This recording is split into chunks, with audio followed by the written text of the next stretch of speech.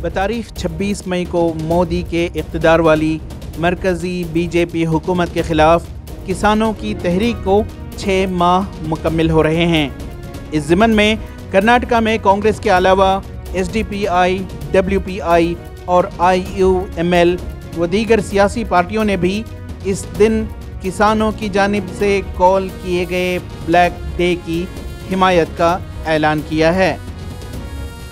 इस ज़िमन में बात करते हुए राज्यसभा के MP डॉक्टर नासिर हुसैन ने बताया कि कांग्रेस की क़ियादत में अपोजिशन और सारी सियासी पार्टियां मुत्तहिद होकर बीजेपी हुकूमत के किसान मुखालिफ काले क़वानीन को वापस लेने पर जोर देंगे।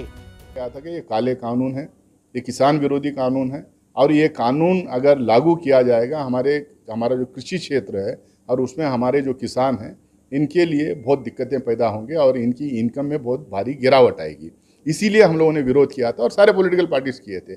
लेकिन सरकार जिस तरीके से पार्लियामेंट चला रही है और जिस तरीके से सरकार चला रही है और इनका अहंकार जो है, इसके वजह से ये किसी भी चीज़ पे पीछे हटना नहीं चाह रहे। हम लोगों ने दिया उनको सुझाव कि जॉइंट पार्लियामेंट्री कमेटी बनाए, जॉइंट पार्लियामेंट्री एक कमेटी बनाए, नहीं तो सेलेक्ट कमेटी बनाए जिसमें सारे पॉलिटिकल पार्टीज़ के नुमाइंदे रहें और किसान यूनियन के नुमाइंदे रहें, साइंटिस्ट रहें, एक्सपर्ट्स रहें, इकोनॉमिस्ट रहें, एग्रीकल्चरल एक्सपर्ट्स रहें। उसके बाद उसमें तय किया जाए कि इस बिल को किस शेप में लाया जाए, क्या अमेंडमेंट्स लाना चाहिए। लेकिन सरकार मानी नहीं। 6 महीने से हिंदुस्तान भर में इनका हड़ताल चल रहा है। ये लोग आंदोलित हुए हैं। कई लोगों, मेरे ख्याल से 250 से ज़्यादा किसान अपनी जान गंवा बैठे हैं। इसके बावजूद आज तक कुछ नहीं किया।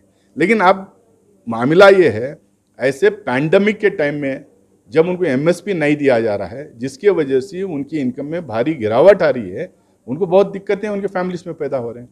तो अभी भी वो लोग कल कॉल दिए हैं, ब्लैक डे मना रहे हैं, पूरे देश भर में हड़ताल करेंगे। सारे पॉलिटिकल पार्टी कांग्रेस के नेतृत्व में हम लोगों ने इस आंदोलन का सपोर्ट करने का डिसीजन लिया है। ETV भारत के लिए बेंगलोर से रफ़ीक जब्बार की रिपोर्ट।